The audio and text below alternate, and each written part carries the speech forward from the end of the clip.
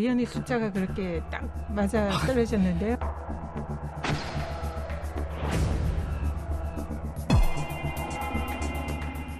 지금 명단에 대해서는 저희가 확인해 드릴 수 없고요.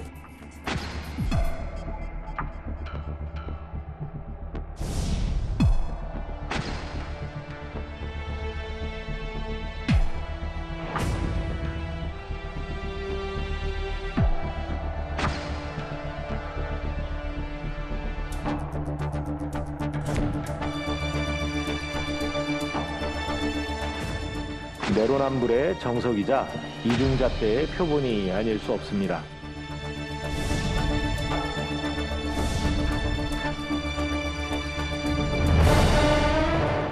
이 문제에서 정말 엄격하게 한다면 저부터 지지하겠죠. 반발은 확실하게 진압을 해야 됩니다.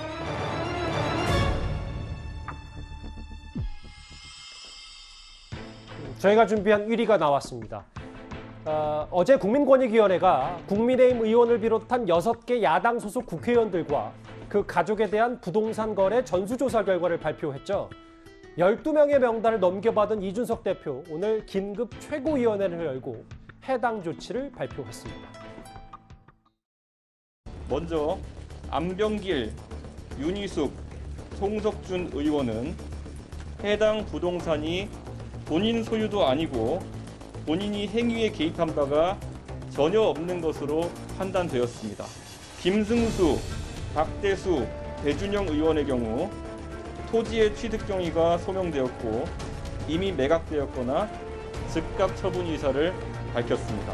강기훈, 이주환, 이철규, 정찬민, 최춘식, 한무경 의원의 경우 만장일치로 모두의 뜻을 모아 탈당과 함께 수사에 적극 협조할 것을 요구하기로 하였습니다. 한무경 의원의 경우 다음 의원총회에 제명안을 상정할 것입니다.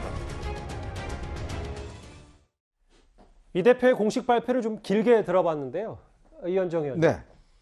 12명 불법 거래 의혹에 대해서 절반은 소명이 됐다고 판단했고 나머지 6명 가운데 5명은 탈당을 요구했고 1명은 제명 조치를 하겠다. 이 처분을 이 대표가 이렇게 결정했더라고요. 네. 지난 4.7 재보궐선거 전에 LH 사태가 터졌지 않습니까?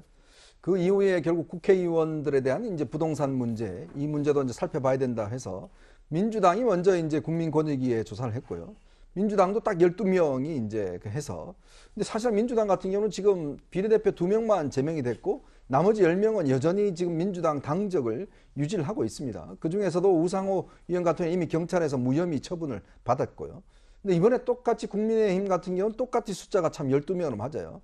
지금 이 국민권익위원장은 아주 우연의 일치다라고 이야기를 하지만 글쎄 모르겠습니다. 이게 우연의 일치일지 아니면 맞춘 숫자일지는 모르겠지만 일단 지금 국민의힘 같은 경우는 아마 이 내용을 제가 정확히 몰라서 왜냐하면 그 의원들이 어떤 문제 때문에 사실은 이렇게 지적받았는지 아마 이 문제가 좀 국민들에게 공개가 되면 조금 더 설득력이 있을 것 같아요. 지금은 명확히 공개된 상태가 아닙니다. 그렇습니다. 예를 들어서 정말 국민의힘에서 6명의 의원들은 스스로 소명이 충분했고 그다음에 5명은 탈당했고 1명은 이제 제명을 처분을 한다는 것인데 그 내용이 일단 명백히 되면 저는 충분히 설득력이 있는 것이고 특히 이제 국민의힘도 지난번에 이제 이 부동산 문제에 대해서는 지난 그 4.7 재보궐선거 때 국민들에게 분명히 약속한 부분이 있기 때문에 엄격한 잣대를 들이대야 될 겁니다. 그렇지 않을 경우는 아마 국민들이 이 부분에서 용납을 하지 않을 것이고요.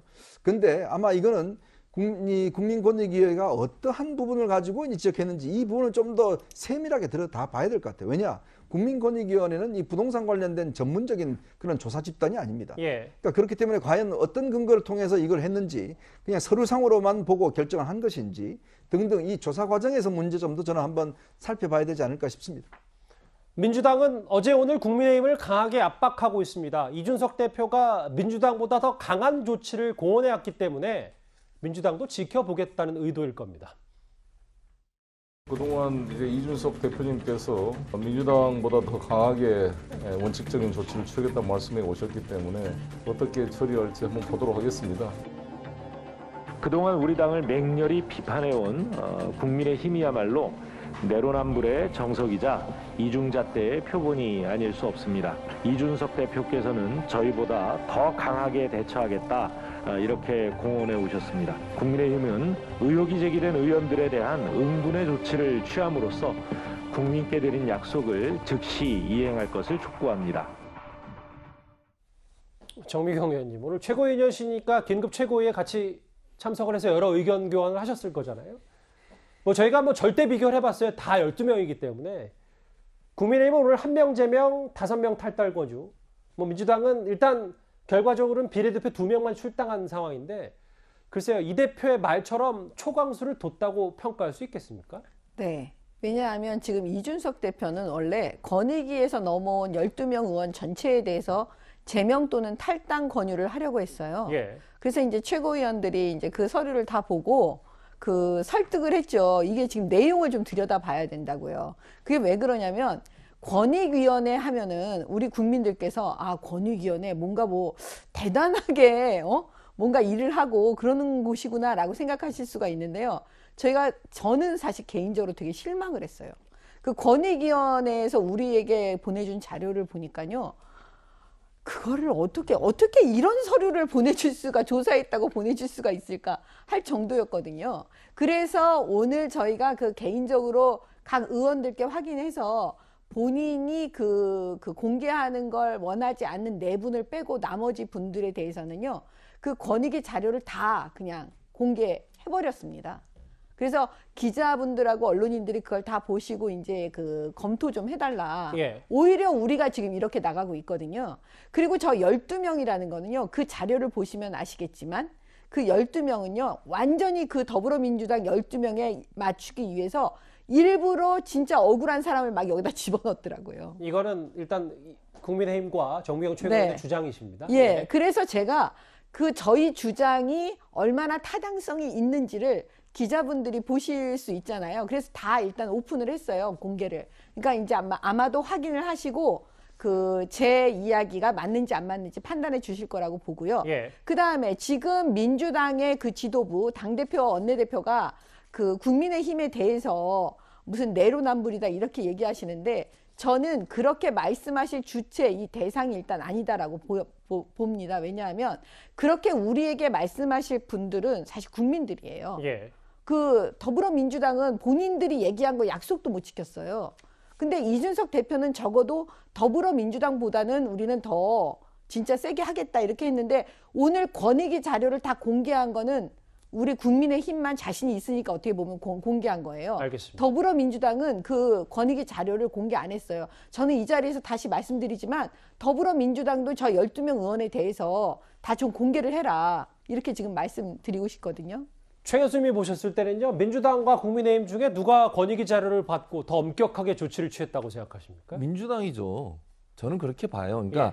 물론 국민의힘에서 얘기하는 말을 그렇게 받아들이려면 이렇게 해야 돼요. 민주당이 지난번에 국민권익위에서 그런 결정이 나서 12명에 대해서 탈당 조치하고 그때 많이 비판을 했잖아요. 그 12명에 대해서. 예. 국민의힘이나 야당에서 비판을 많이 했어요. 그럼 그분들도 사실은 탈당 안 하고 버틴 이유 중에 하나가 뭐냐면 본인들이 소명을 할 수 있는 기회 자체도 안 줬잖아요. 민주당에서는. 그러니까 국민적 여론이 워낙 비등했고 그 문제에 대해서 문제를 심각하게 봤기 때문에 민주당 입장에 소명 기회 자체도 안 주고 탈당 권유를 했고 물론 탈당을 안 했습니다. 지금 안 해서 그것도 비판받고 있지만 그러니까 지금 이제 국민의힘에서 얘기하는 것처럼 소명 기회 줘서 6명에 대해서는 어쨌든 문제 없다고 보고 나머지 부분에서 제명하고 탈당 권유를 했는데 저는 이렇게 생각해요. 국민들이 어떻게 볼까를 저는 봐야 된다고 봐요. 지금 말씀하신 것처럼 이건 정당은 당연히 자기 정당에 유리하게 얘기할 수밖에 없다고 저는 보고요.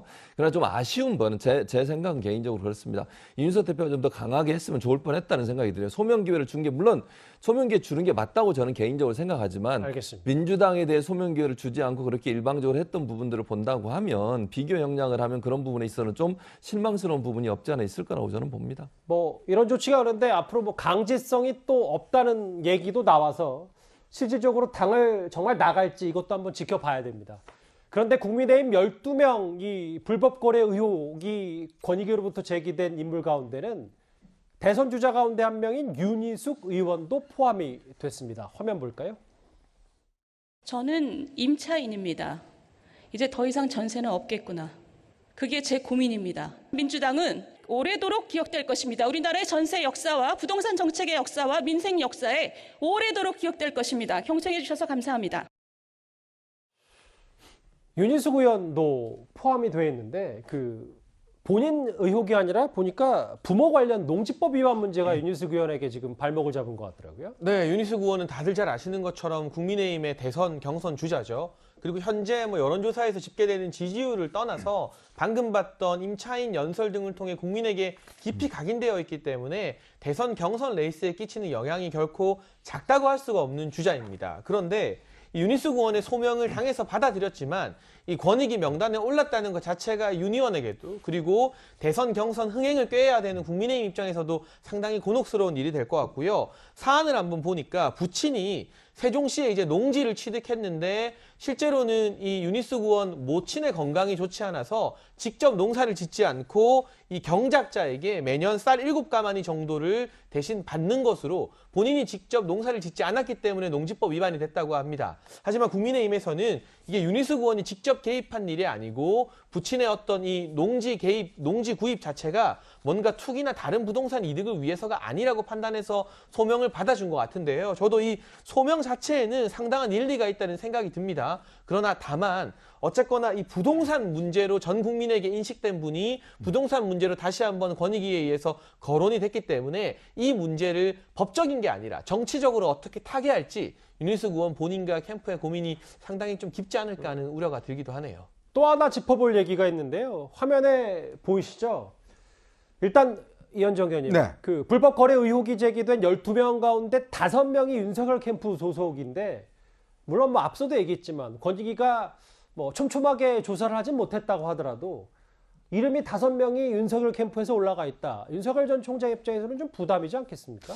당연하죠. 이게 지금 왜냐하면 윤석열 총장 입장에서 보면 본인은 일단 공정의 가치를 내세우고 있지 않겠습니까? 더군다나 또 국민들의 어떤 부동산 문제에 대한 분노를 당연히 알고 있는 차원이기 때문에 본인의 캠프에 있는 분들이 사실 이런 의혹이 있다는 거는 함께 하고 있다는 거는 말이 안 되는 것이죠. 저는 그런 측면을 본다면 아마 본인들 스스로가 이 부분에 대한 좀 판단을 해야 된다 봅니다.